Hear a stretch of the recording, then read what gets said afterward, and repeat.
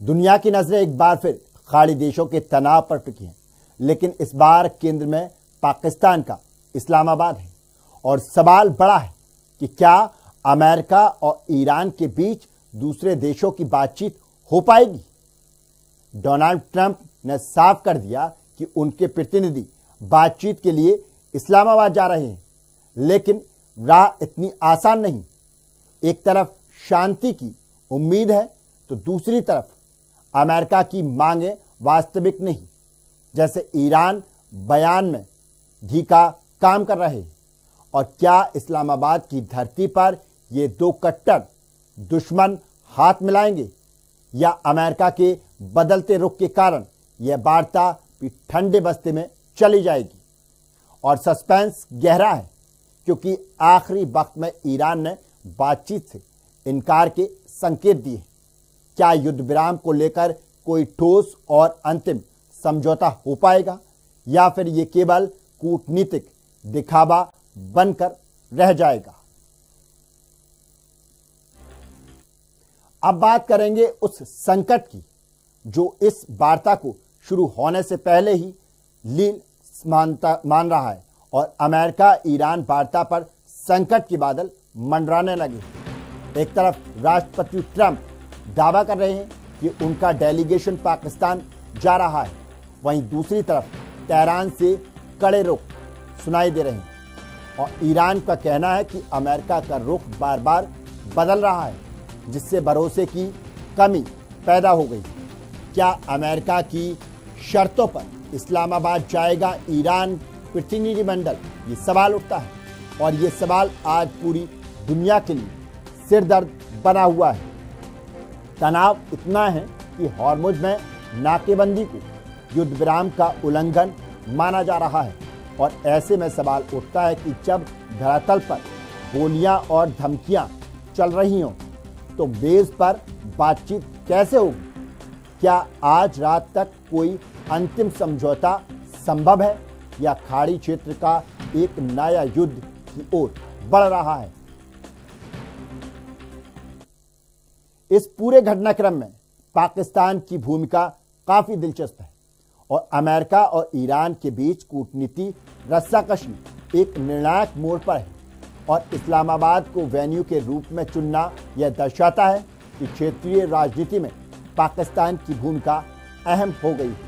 लेकिन विरोधाभास देखिए, ट्रंप इसे दूसरे दौर की सफल वार्ता मान रहे हैं, जबकि ईरान अमेरिका की अव्यवहारिक मांगों का पुलिंदा कह रही है और विशेषज्ञों का मानना है कि अमेरिका के बयान में विरोधाभास ने ईरान को बैकफुट पर धकेल दिया और यही वजह है कि आखिरी वक्त में ईरान की ओर से बातचीत को लेकर अनिश्चितता दिखाई दे रही है। क्या यह युद्ध विराम केवल कागजों तक सीमित रहेगा? अगर हॉर्मुज की नाकेबंदी नहीं हटती तो किसी भी समझौते की उम्र बहुत कम होगी और ये चर्चा तय करेगी कि आने वाले दिनों में तेल की कीमतें और वैश्विक सुरक्षा किस दिशा में जाएगी। सवाल सिर्फ राजनीति का नहीं, पूरी दुनिया की शांति का है कि क्या आज दुनिया को युद्ध की विभीषिका से राहत मिलेगी। अमेरिका और ईरान के बीच दूसरे दौर की बातचीत को लेकर इस्लामाबाद में चल रही हलचल तेज को लेकर हम सब जानते हैं कि इन दोनों देशों के बीच का तनाव केवल उनके लिए नहीं बल्कि पूरी मानवता के लिए खतरा है और ट्रंप का यह कदम उनके प्रतिनिधि पाकिस्तान जा रहे हैं एक उम्मीद की किरण जरूर जगाता है। लेकिन शांति की इस राह में शर्तें सबसे बड़ा रोड़ा है और ईरान का यह कहना कि अमेरिका की मांगें वास्तविक नहीं और बातचीत की मेज सजने से पहले ही कड़वाहट पैदा कर रहा है। क्या दोनों देश अपनी जिद छोड़कर एक ठोस और अंतिम समझौते तक पहुंच पाएंगे?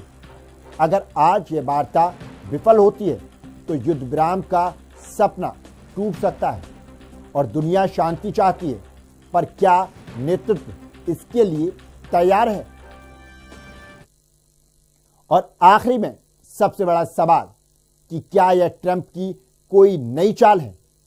डोनाल्ड ट्रंप का इस्लामाबाद का कार्ड, क्या अमेरिका ईरान जंग को रोक पाएगा? और ट्रंप ने सोशल मीडिया पर ऐलान किया कि उनके प्रतिनिधि दूसरे दौर की वार्ता के लिए पाकिस्तान पहुंच रहे हैं और यह ट्रंप की मैक्सिस प्रेशर रणनीति का हिस्सा है या वास्तव में शांति की कोशिश।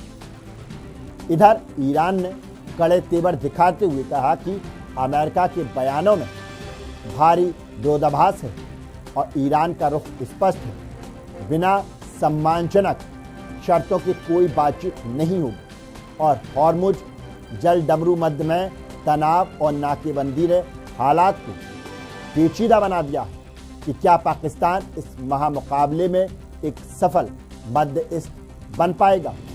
और सवाल ये भी कि क्या युद्ध विराम पर फाइनल बात होगी या इस्लामाबाद में खाली हाथ लौटेंगे अमेरिकी प्रतिनिधि।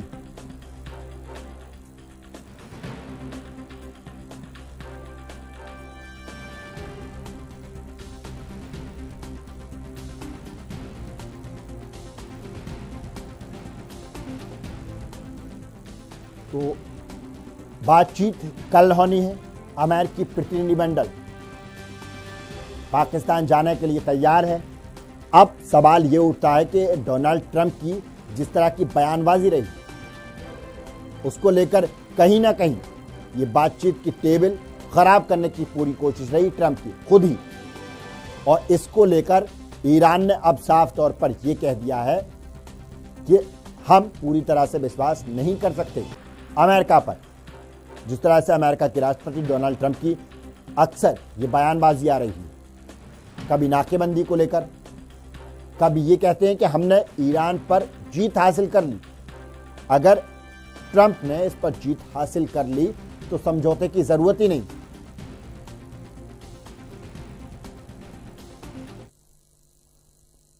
और इसी खबर पर हमारे साथ ज्यादा जानकारी के लिए विदेशी मामलों के जानकार हैं अशोक सिंह राजपूत। अशोक जी, क्या लगता है कल जिस तरह से बातचीत होने जा रही है और अमेरिकी प्रतिनिधिमंडल पूरी तरह से तैयार है और ऐसे में ईरान ने एक कदम पीछे ले लिया। उन्होंने कहा कि अमेरिकी राष्ट्रपति डोनाल्ड ट्रंप का जिस तरह से बयानबाजी है उस पर भरोसा नहीं किया जा सकता। क्या लगता है कल की बातचीत कहां तक पहुंचेगी? देखिए, जो अभी नया क्रम, नया बातचीत का दूसरा दौर जो शुरू होना है, वो उसका इंतजार सबको हो रहा है और दुनिया को इंतजार हो रहा है। और पहले दौर की बातचीत के बाद और दूसरे दौर में गए हैं तो चीजें ऐसी स्थितियां खराब नहीं हुई है जो पूरी तरह से एक परेशानी करने वाली थी या एक कठिनाई होने वाली थी। वो स्थिति नहीं है। स्थिति थोड़ी सी नरम हुई है और उस नरम स्थिति का यह है कि किसी भी तरह से जो अभी बुधवार को 2 दिन बाद जो सीज फायर हो रहा था उसकी भी डेट एक्सटेंड होने की बात आ रही है, वो भी तारीख बढ़ा दी जाएगी। इस दौरान ये भी हुआ है कि किसी भी तरह का कोई बमबारी या मिसाइल फेंकने की बात या ऐसी चीजें नहीं हुई है।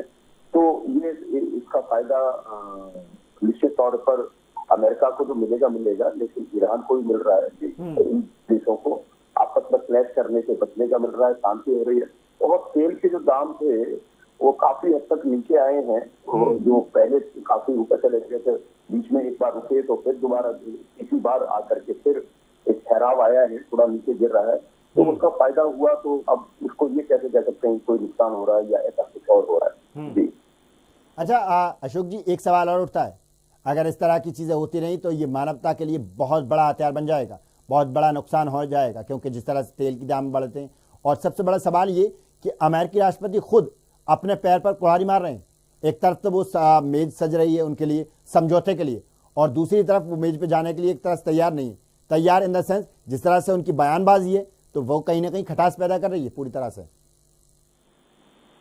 देखिए, निश्चित ही बात तो हो रही है, चीजें कारण से जो बातचीतों के चैनल भी शुरू हुए हैं और बातचीत आगे बढ़ी भी है। और ये भी है कि जो आपस में कलेश होने, जो किसी तरह से बमबारी थी या मिसाइल फेंकने की बात आ रही थी, वो सब चीजें नहीं हुई है। तो फायदा हुआ। लेकिन इसी दौरान में एक नई चीज नया डेवलपमेंट ये हो रहा है कि जो ईरान के जो है और अमेरिका में जो बातचीत का अभी है, मतलब अमेरिका तो काफी हद तक बात कर रहा है, लेकिन ईरान की तरफ से जो उनके लोग हैं वो उनकी तरफ से जो हॉर्मूज पर अभी उनका जहाज के ऊपर जो अभी अमेरिका ने फिर अभी गोलाबारी की, और फिर अंत में उसे कब्जे में ले लिया उसे। तो ये चीजें अब या तो चीजों को मानिए होना तो ये चाहिए कि जब 50 देश इकट्ठे होकर के उस पूरे एकदम क्लियर करा रहे हैं, जब माइंड दिखाई गई थी तो सब लगे हैं उस रास्ते खुलना चाहिए। तो आप फिर अब किसी भी तरह से ईरान को भी उसके उस पहलू पर जाना चाहिए। अपनी बातचीत का कर लेंगे, उससे कुछ बातचीत करें तो कुछ मिल सकता है और वो कुछ कोई उनके साथ सहयोग भी कर सकते हैं। लेकिन जब बातचीत की स्थितियां नहीं होंगी तो थोड़ी सी बदलेंगी। तो जो ईरान के राष्ट्रपति ने जो अभी बातचीत में आज भी कहा है, उन्होंने कहा है कि जो डिप्लोमेटिक चैनल्स हैं हमें उनको उपयोग करना चाहिए।